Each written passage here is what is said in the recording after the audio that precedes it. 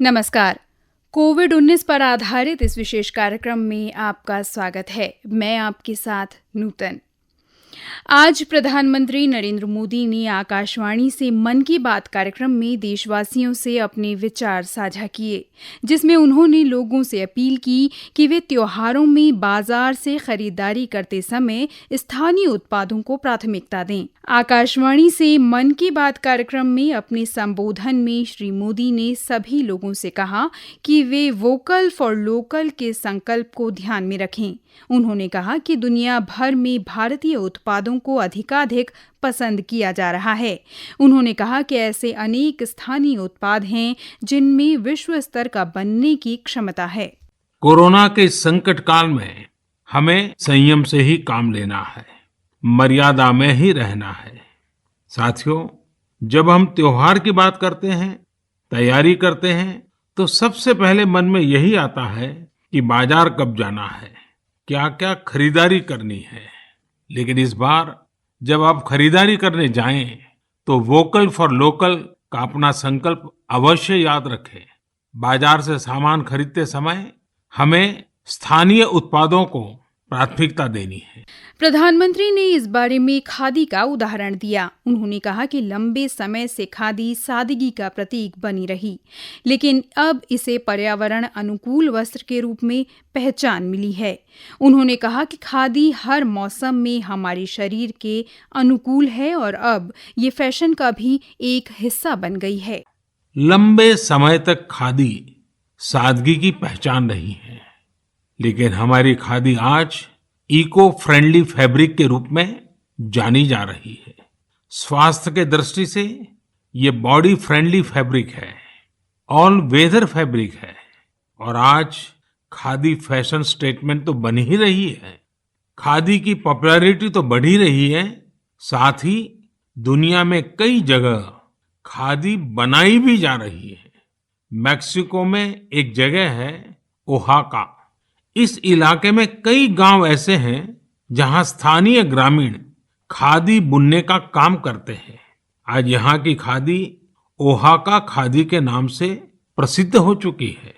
प्रधानमंत्री ने कहा कि भारत के आध्यात्म, योग और आयुर्वेद की तरह कई राष्ट्रीय खेलों ने दुनिया को आकर्षित किया है। उन्होंने कहा कि अब मलखंभ अनेक देशों में प्रचलित हो रहा है।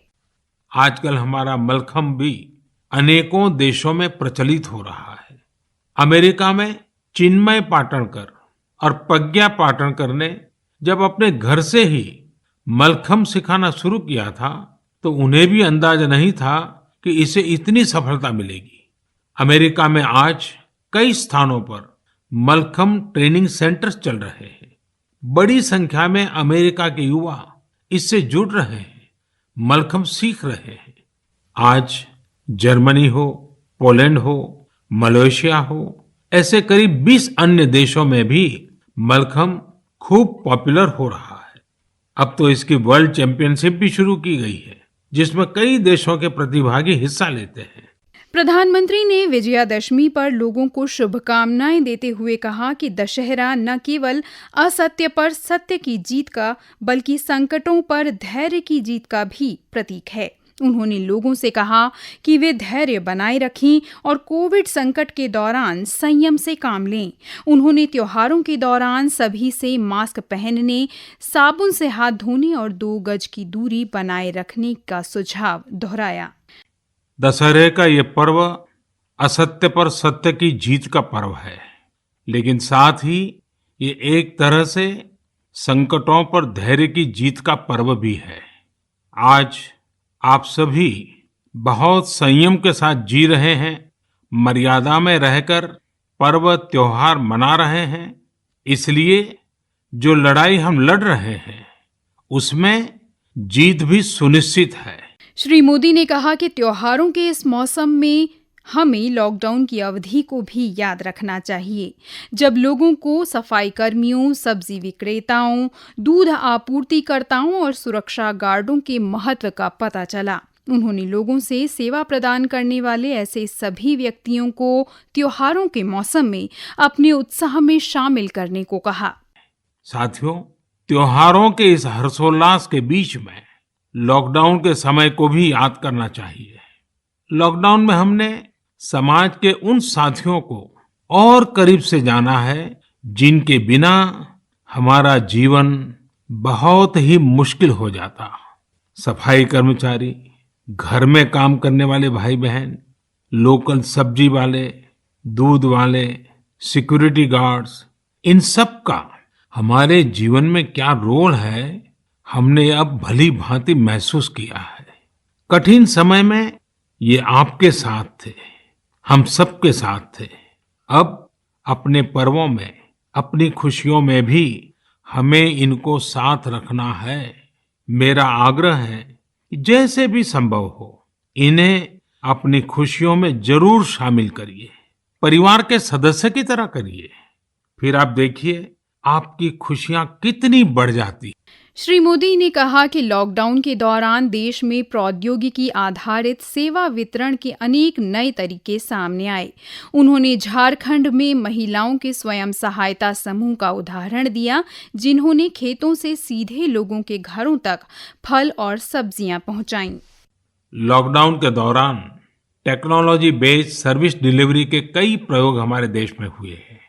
और अब ऐसा नहीं रहा कि बहुत बड़ी टेक्नोलॉजी और लॉजिस्टिक्स कंपनियां ही यह कर सकती है। झारखंड में ये काम महिलाओं के सेल्फ हेल्प ग्रुप ने करके दिखाया है। इन महिलाओं ने किसानों के खेतों से सब्जियां और फल लिए और सीधे घरों तक पहुंचाए। इन महिलाओं ने आजीविका फार्म फ्रेश नाम से एक ऐप बनवाया, जिसके जरिए लोग आसानी से सब्जियां मंगा सकते थे। इस पूरे प्रयास से किसानों को अपनी सब्जियां और फलों के अच्छे दाम मिले और लोगों को भी फ्रेश सब्जियां मिलती रही।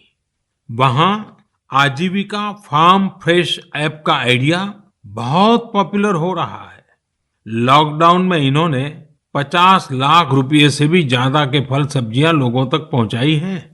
प्रधानमंत्री ने कहा कि लोगों के दिलों में संदेह के बीज बोने वालों और देश को विभाजित करने वालों को सदैव माकूल जवाब दिया गया। एक भारत श्रेष्ठ भारत का संदेश देते हुए प्रधानमंत्री ने लोगों से एक भारत श्रेष्ठ भारत की एक वेबसाइट ekbharat.gov.in देखने की अपील की। इस वेबसाइट में राष्ट्रीय एकता के अभियान के प्रयास दिखाए गए हैं। हमें निरंतर अपनी क्रिएटिविटी से, प्रेम से, हर पल प्रयास पूर्वक अपने छोटे से छोटे कामों में एक भारत श्रेष्ठ भारत के खूबसूरत रंगों को सामने लाना है। एकता के नए रंग भरने हैं और हर नागरिक को भरने हैं।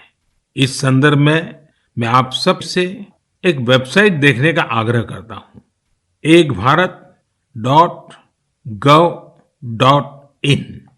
इसमें नेशनल इंटीग्रेशन की हमारी मुहिम को आगे बढ़ाने के कई प्रयास दिखाई देंगे।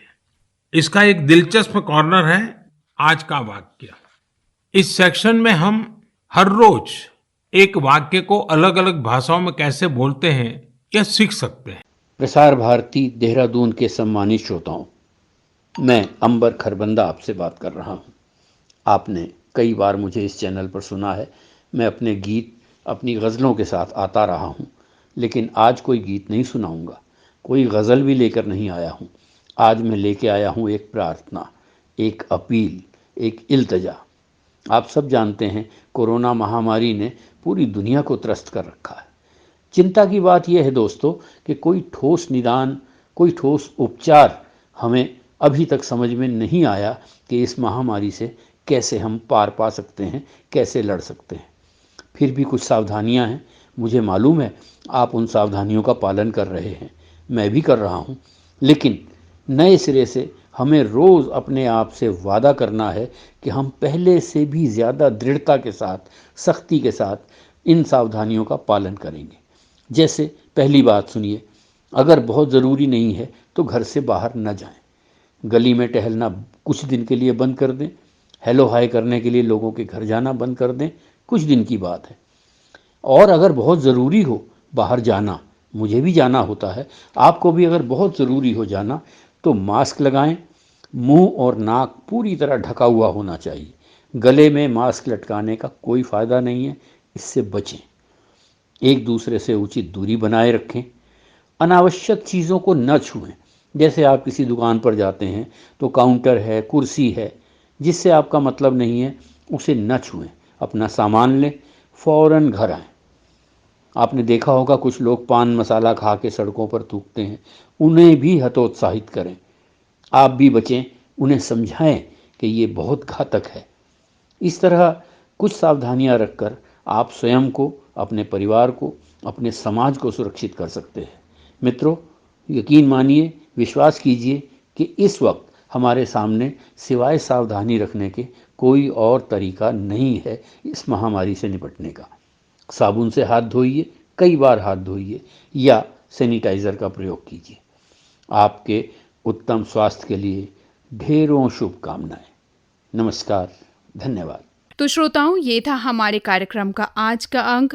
हमें उम्मीद है कि ये कार्यक्रम निरंतर आपके लिए एक सहायक के रूप में बना हुआ है। त्योहारों की ढेर सारी शुभकामनाओं के साथ हमें दीजिए अनुमति। नमस्कार।